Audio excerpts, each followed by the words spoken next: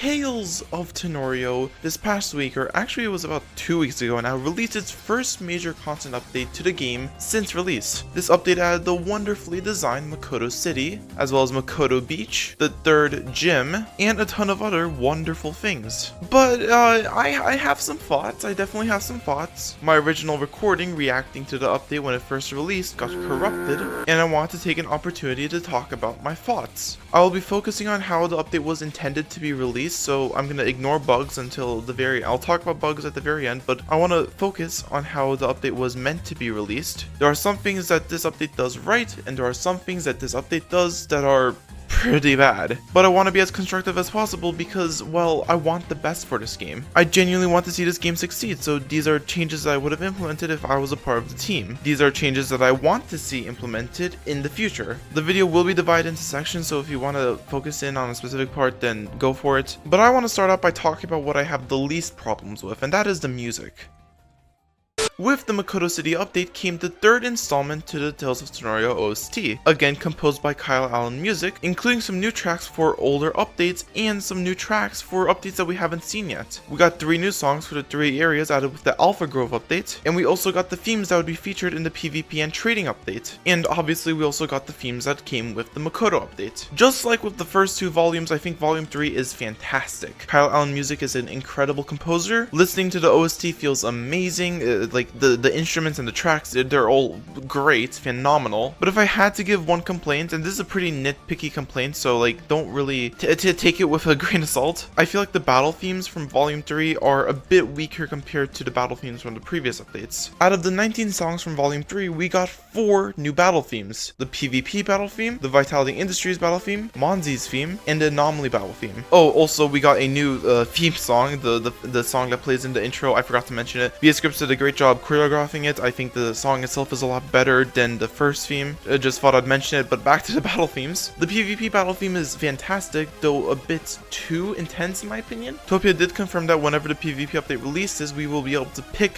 which battle theme plays during the battle. So we could have it be the default PvP battle theme, or we could have it be any of the other battle themes from the game. So supposedly, if he isn't lying to me, the Vitality Industries battle theme is the best from the 4, in my opinion. It is so good. I love this style of music. I don't know what it's called, but it is so good. I love listening to it. I think I have genuinely listened to it on loop multiple times since it has come out. It is just a great track. I think it is one of the best from the game. Monzi's theme is pretty good, though I think it is a bit weaker compared to the other 2 gym leader themes. If you weren't aware, all gym leaders have their own themes in this game. Raya had her own theme, Dylan had his own theme, and Monzi with Makoto's gym battle had its own theme as well. And I think I've listened to the Monzi's theme a couple times. I think overall it is just a tad bit weaker compared to Raya's and Dylan's. Like, it's good. Don't get me wrong. I can't stress this enough. All of these tracks are good. They're just I'm being nitpicky here, and that includes Monzi's theme. But it just felt like I was waiting for a drop that never came. Like, I like listening to it, but like it something feels missing from it when I do listen to it, you know. But overall, again, it's good. The last battle theme, and also the last theme of the OST, is the one that I have the most problems with, and that is the Anomaly battle theme. If you don't know what an anomaly is, I'm not shocked, and I will go into why the anomaly thing is so confusing and why I have a problem with that when I get to the story section. So I'm not holding the anomaly name against Kyle Allen, but I am holding the theme against Kyle Allen Music, because the Anomaly battle theme is a remix of the legendary battle theme, but it's like slower and has more alienetic instruments, and some parts of it do sound pretty good. But overall, when it is reusing the legendary battle theme, I think it sounds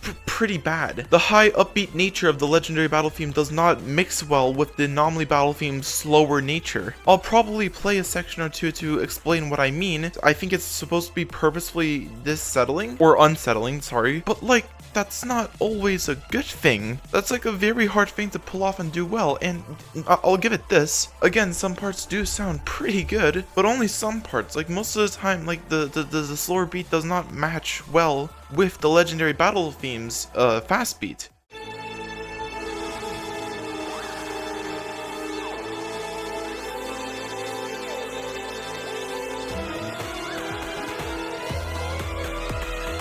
And now you might be like, purple, that sounds fine, what are you talking about? And yeah, that's not that bad. What I'm trying to say is that the beats sometimes just don't align, and that just sometimes can be off-putting, but not in a good way. Again, I think the track is fine, but there are other examples of what I said here later in the track. But it's like, the best example I could give, it's like if you played two different songs at the same time and like changed their pitch and speed and then hit play. Some parts of it, just by sheer coincidence, might sound pretty good. That's the best example I could give for the anomaly battle theme, because like when the two instruments and the slower pace and the old fast beat legendary battle theme, like when they work together, it sounds pretty good. But at certain parts, and I'll play another section of the song here in a second, it sounds worse. That just like generally bring my opinion of the track as a whole down a bit.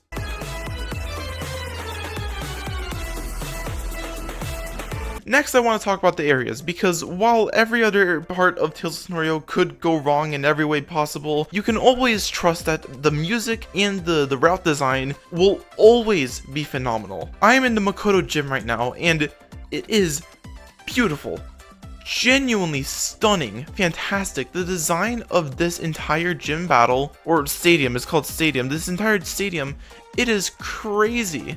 The aquarium, the flowing water, the leaves, it is just incredible. And like I have come back to this stadium just to have it open in the background while I do something else on my desk. This is one of the best builds I've seen from any creature capturing game. If we leave the main section of the stadium and go over to the battle place really quickly, this place is equally stunning. Like this like little like lobby area right here is great. This entire corridor with the water and the aquarium, you can see the Tanorians inside of the aquariums. And then here we have the main area of the stadium that is not the battle area. We have the aquarium. We can see even more Tanorians inside of the stadiums, or the aquariums, the displays here, and then the design of the walls, like the stars, and then like I don't even know how you built some of this. Like I'm looking at it, I'm like, how did you even build some of these sections?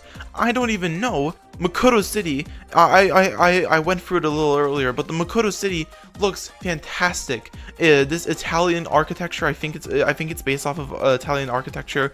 It looks fantastic. It looks great. The shaders look so well on it. There's even this new section over here that I just missed completely. I didn't even know there was a section here while playing for the game. I just missed this part. The route design from this update is a 10 out of 10. It is so good. I will say this little part here that you have to like walk through to get to Illumigant, just so you could go down into the underwater, that part is a little weird. That's like the only bad part of the beach. But when you go into the Makoto depths, this is incredible. The underwater portion of this game looks so surreal. Seeing all these Tanorians swimming in the overworld with you, I cannot stress how good visually Tales of Tanorio is at immersing you into the game. I am a huge fan of the route design in this update, and I hope it continues in future content updates. Next up, let's talk about the new designs. With the Makoto update released 40 new Tanorians that were added to the Tanopedia. I don't have my Tanopedia completed yet, but I do have some of them captured. The Ornithine line is pretty cool, evolving into Platagent. Platagent is so cool. I don't have my Tanopedia completed, so I can't show them on the screen, but I'll put pictures up while editing it. All the Tanorians added with this update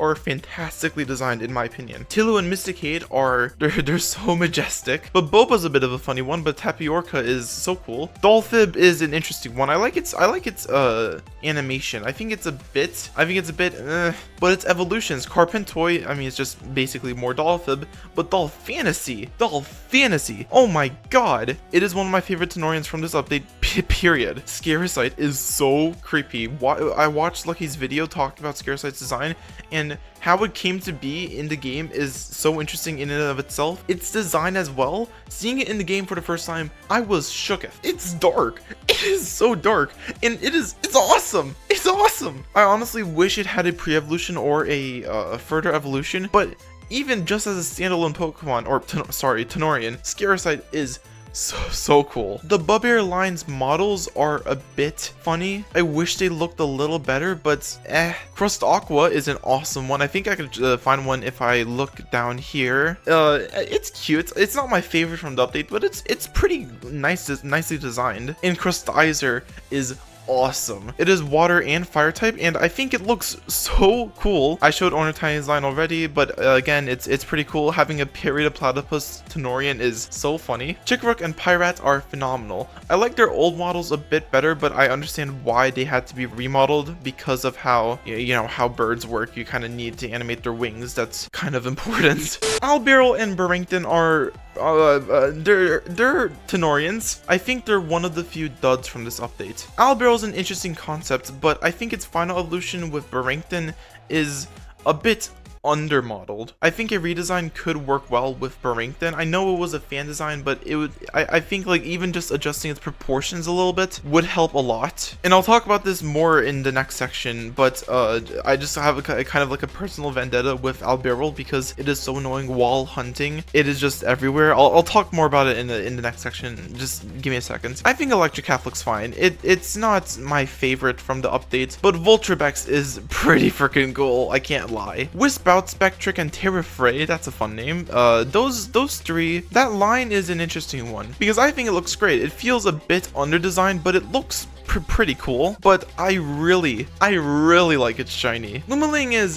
fine. It looks a bit funny. Illumagent, however, is pretty freaking cool. I like how we ride it in the underwater. It's awesome. Urchi is weird. The Urchi line is not my favorite. Urchamp just kind of looks like an overquill with large arms. Pinsa is adorable, and it is a crime that does not have an evolution. You can find it as an overworld encounter in the deep depths somewhere. If I can find it, I will show you, but it is pretty rare. Babite, Malurk, and Hammerriver are incredible. They are genuinely so cool. Guardian Hammerriver looks incredible. I can't wait to use it myself when Guardian version gets added to like, you know, so that we can use it. Babite is adorable. Malurk is but Hammerriver is awesome. I just really like it, yeah. Blue Creep and Hoolagrim, these are this is the one that I accidentally got the shiny of that I mentioned earlier. I think these look pretty funny. I'm not entirely sure what they're supposed to be. Getting a full odds accidental shiny of it though raised my opinion of it by a lot. And finally, we have the legendaries. With this update, they added 3 legendaries. Firstly, Psytide, the only one that doesn't appear in the story. I think it's cute. I mean, I don't have much thoughts on it, but I think it's alright. Definitely needs some more explanation of its lore though, because right now all you have to do to unlock it is just kind of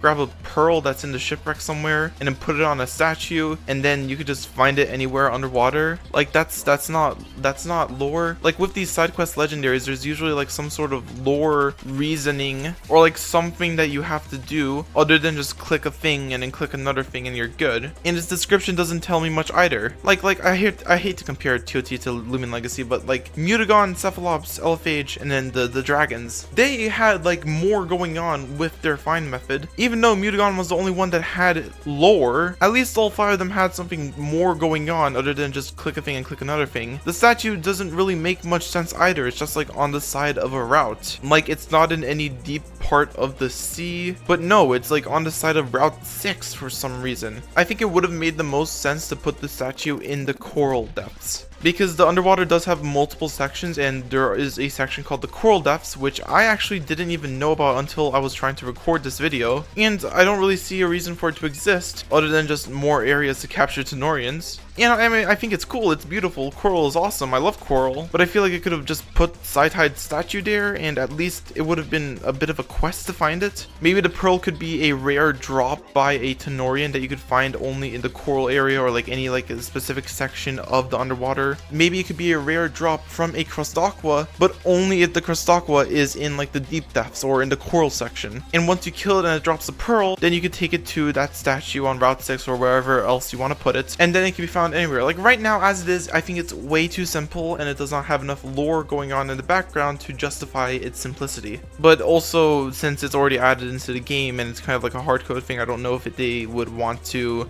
change it now because it's been a bit since the update release. I don't know. I think I'm the first person even complaining about the site. Like it's fine, again, it's fine, but like I feel like it could be improved upon. The other 2 legendaries you find by playing the story naturally. We have Bruttree and then we have Lampyro. Now technically Lampyro isn't a legendary, it is an anomaly, but again, I'll get into that. I think Brute Tree looks pretty cool. I like the face markings on it. I think that's a nice touch. Lampyro is helped by the fact that it has been teased since like the earliest parts of like its development. Apparently how it's so important and whatnot. And the design itself is pretty cool. And while I'm talking about Tanorians, I want to quickly focus on the miscellaneous parts of it. You know, their models, their animations, their voice actors, because with this update, they added voice acting. Well, voice acting, no, I mean, they added Cries to the game, but unlike how other creature capturing games just make like a noise, like an animal noise, or sometimes a computer generated noise, Tales of Tanorio takes a more anime approach, or rather an approach more similar to the Pokemon anime where the Tanorians are voiced by human voice actors. They sound for the most part like the animals, but they're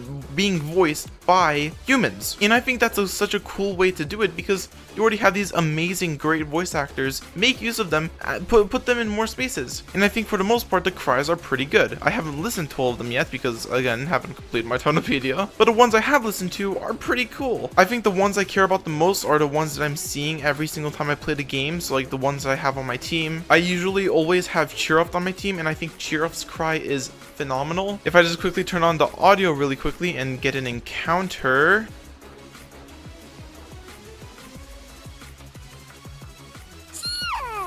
You heard that, right? It was incredible. The cries that I'm going to be caring about the most are going to be the cries that I'm going to be hearing the most when I'm playing the game. And thankfully, most of the cries are good enough that they aren't obnoxious. That is something that I was worried about when I first heard that cries were going to be added to the game. I was worried that they're going to be obnoxious to listen to over and over. Unlike with animal sounds, well, humans can sometimes be cringy. But thankfully, for the most part, none of the cries are like at least cringeworthy, not to me at least. The models for the actual Tanorians in this update are great. I feel like overall they're a bit higher quality compared to the models of the Tanorians that were added with release. Hamera looks a bit funny, but not too bad. But animations are a bit of a mixed bag. They share the same problem with most of the game, where they sometimes feel a bit too static. Some of the fan favorite Tanorians have this issue fixed, like with Plat Agent. It's you know, not bad at all, but others are generally a bit less good. I hate calling the animations bad, but like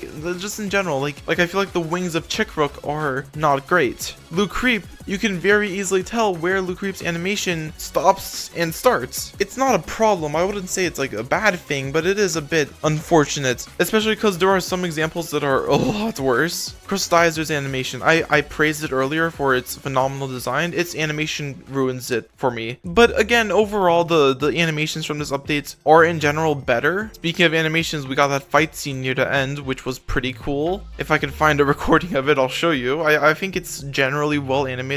It's a whole lot better than that beginning cutscene with Wardrake, if you could even call that a fight scene.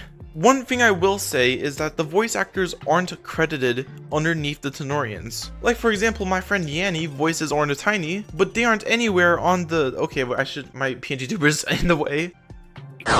They aren't anywhere on the Tanopedia page. The cry doesn't play when you open the Tanopedia page, and nowhere does it say who the voice actor behind that cry is. And I feel like that's a pretty important thing that they just forgot. And speaking of voice acting, the voice acting in this update was so good. The voice actors, like, they're genuinely doing a great job. My only issue is sometimes it feels like the voice actors are disconnected from the characters themselves in the cutscene. Like the delivery of a line will be like way off than what it feels like it should normally be. And oh, that is a shiny. Huh? Oh.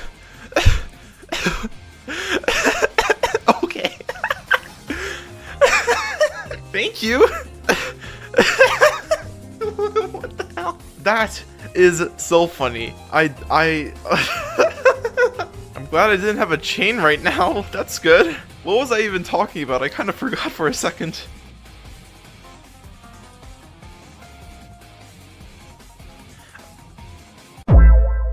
Ah! What the hell? Hello? I just got a back-to-back shiny. What? I was trying to get to a different area to record the rest of the voice acting section, and I got a grass encounter, and I just got a back-to-back shiny. Hello? What is... don't know. I don't know. I did not expect that to happen. Like, at all. I did not expect that to happen at all. 2 full odds shinies back to back. What is that? What is the shiny odds? That was back to back. That is a 1 in 4 million. How did that happen?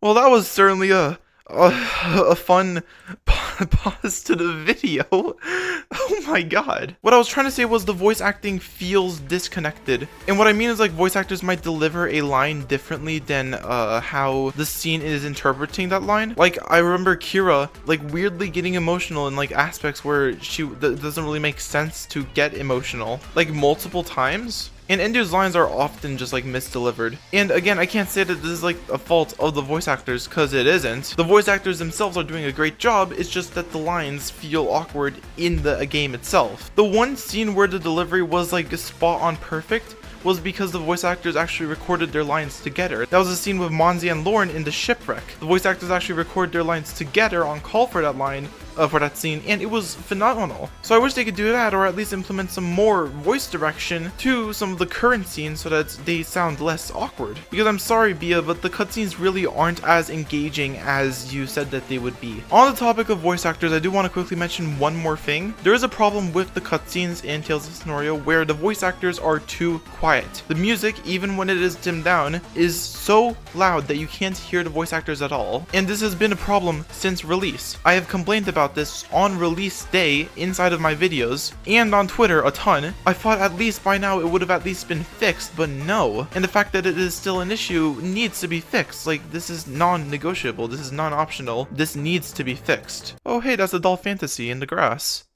Now let's talk about the part that I have the most complaints with. The story in the Makoto update is it needs to be, it's not good. It's just not good. The thing with the Makoto City story is you really don't know what is supposed to be happening at any point during the update. So many parts of the update are just left up to interpretation or just simply not explained, and that is not a good way to handle your updates. Firstly, allow me to give a brief synopsis on the story of Makoto City. You start where you left off last time in the Kaigan Cliffs route. Outside the skyline, you have to fight a trainer really quickly, and then you can go into the skyline and you meet up with Akira and Endu. And in the skyline, you meet this conspiracy theorist that's kind of just yelling about Ray. He's voiced by Lucky. His name's Ray, and he's going on about this lamp thing, but he never really explains much. He's very much portrayed like a conspiracy theorist, and like it's clear what he's saying is important, but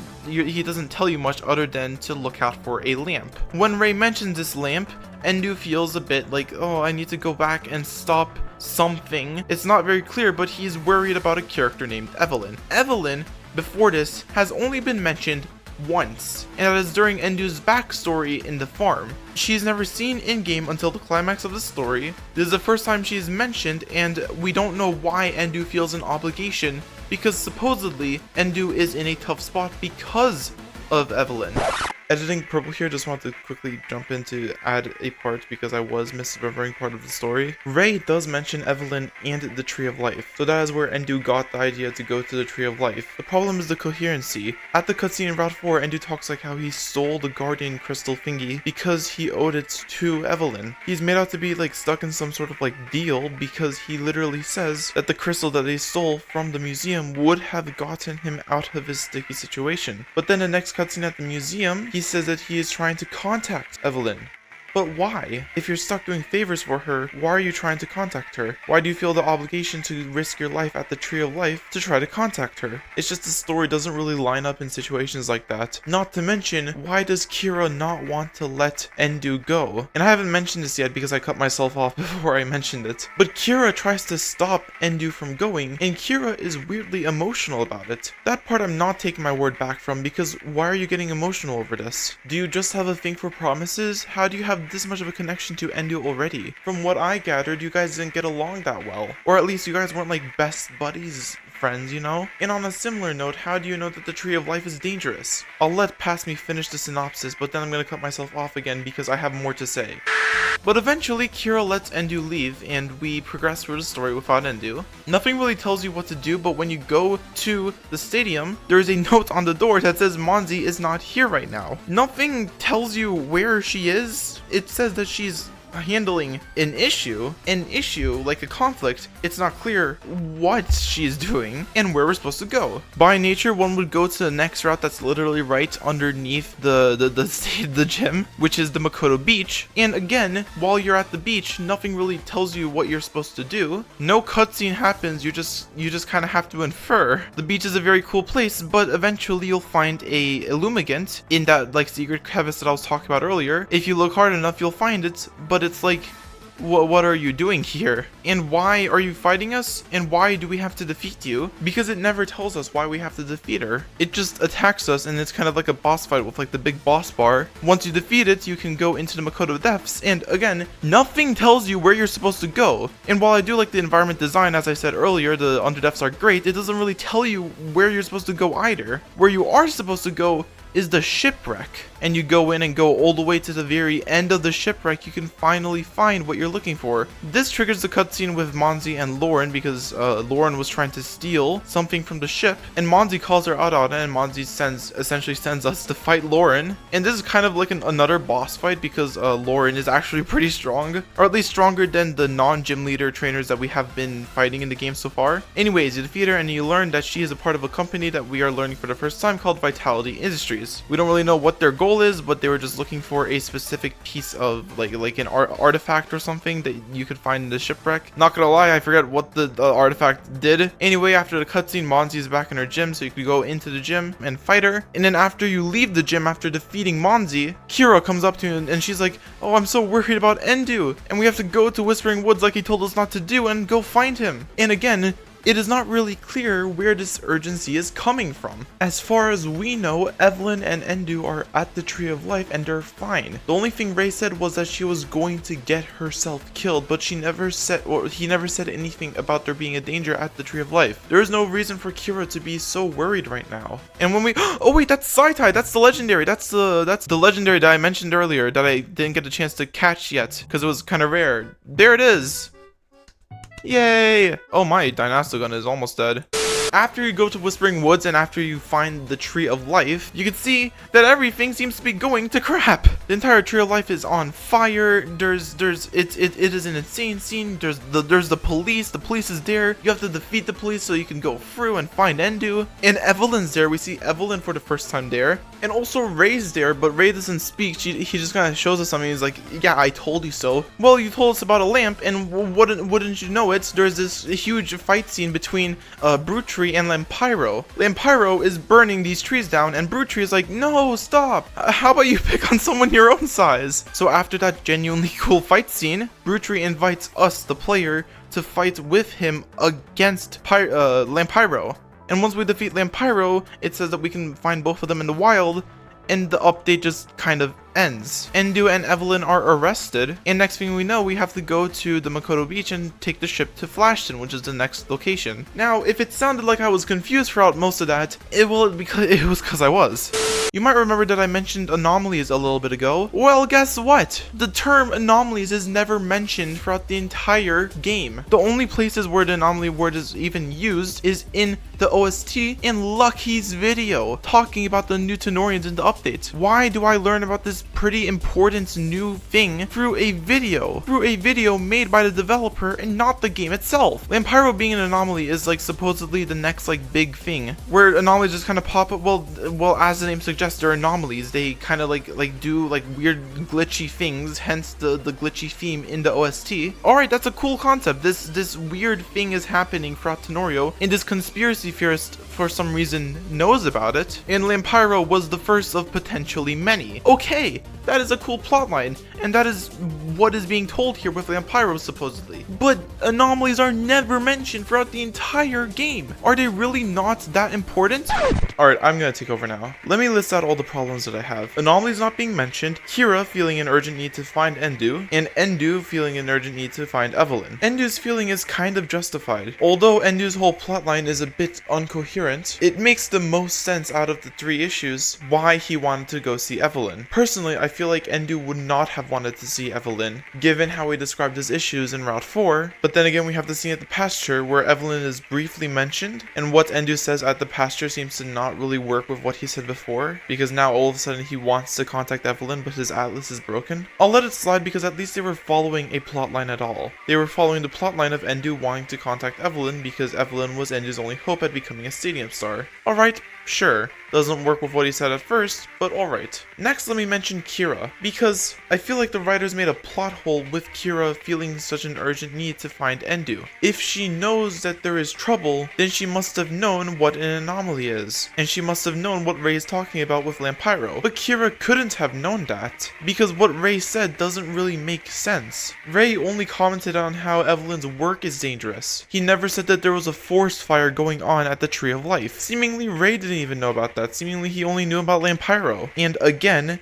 he didn't tell us anything about Lampyro or anything dangerous that might happen, so Kira being super protective and sad and wanting to protect Endu doesn't make sense. Endu's not a child that needs supervision at all times. He's a grown-up person. I think they're supposed to be teenagers. Then Kira should be able to trust that a teenager the same age as her would be able to protect himself in a supposedly non-dangerous situation. Because again, she didn't know about Lampyro. Kira needs another reason to go to the Tree of Life after we do the monster stuff, and it's not her being emotionally worried for Endu, because that literally does not make sense. She uses the words, "I'm a mess." Those are the words you use when you willingly leave your child to go to the army, or send your child off into the Bermuda Triangle, not sending a peer to look for someone he cares about. Now, if you really wanted to keep the Kira emotional stuff, okay, there is another thing that we can change, and that is the introduction of anomalies. From what I've seen in the game so far and rewatching playthroughs, anomalies are going to be a factor that gets introduced properly to the player in Flashton. Firstly, you can't do that in a creature capturing game on Roblox because each major update takes months to finish, so people will be wondering what the hell Lampyro even is long before you even get to Flashton. But secondly, Lampyro is in this update. Again, there's that imbalance of if you want this to seem like a dangerous situation that is worth leaving Makoto and going back to Whispering Woods for, then explain that. Introduce anomalies properly. In fact, I just came up with a great idea. Let Kira be okay with Endu leaving, and then right after the Monzi fight, let Iroko call us, and then he'll be like, oh, there's this new thing called anomalies and whatnot. Maybe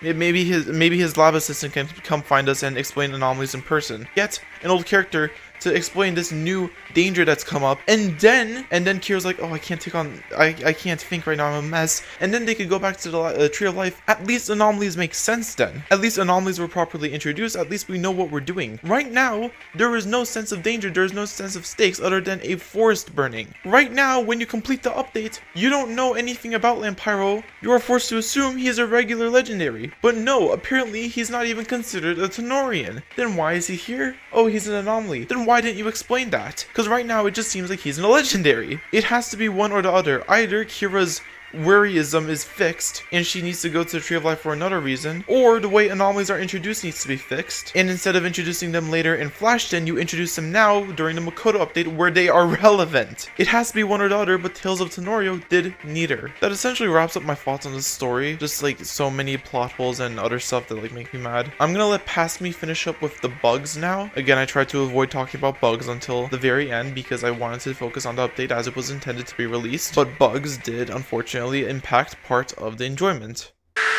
This leads to the final section where I want to talk about the bugs, because after all of that, like the Makoto update, like it's like playable, like it might take you a bit, but at the end you'll still find where you're supposed to go. It'll just take you a little bit longer because of miscommunication. The bugs that were in this update on release were inexcusable. I don't know where they came from. They keep saying that it was from like the transfer from like the dev server to the main server. Okay, focus on that. Focus on what is causing that problem. And apparently they are focusing on that. Apparently that is a priority. Apparently they have a a good solution for that. Good, I hope that doesn't become an issue in the future. But the soft locking after cutscenes, this thing in the corner, objectives, the objectives were bugged the entire update, where it would just constantly show the wrong objectives. So you wouldn't know where you're supposed to go. So trying to tell me that I'm supposed to use the objectives to find where I'm supposed to go, that, first of all, that's not a good way to handle that. I shouldn't have to rely on the UI to know where I'm supposed to go. That should be my last resort. That should be like, okay, I have literally no idea where the hell I'm supposed to go. At least I have this thing in the corner that tells me, hey, I'm supposed to go to Flashton now. Okay, great. And then also the underwater bugs. Oh lord.